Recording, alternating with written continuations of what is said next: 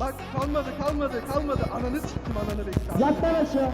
Orospu çocuğu kalmadı. Lan. Helalsiniz lan, helalsiniz lan. Helal olsun Bir kanka. daha bana chat atmayın. Hepinizin anasını sikerim. Duydun mu? Oyna. Oyna vur bunları.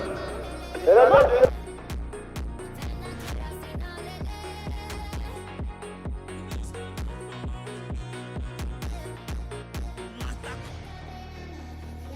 Ne oldu lan ne oldu? Amına koydum bu çakalları. Ne oldu? Chat atıyordunuz sabaha kadar. Ne oldu? Anasını siktiğimin evlatları. Ne oldu?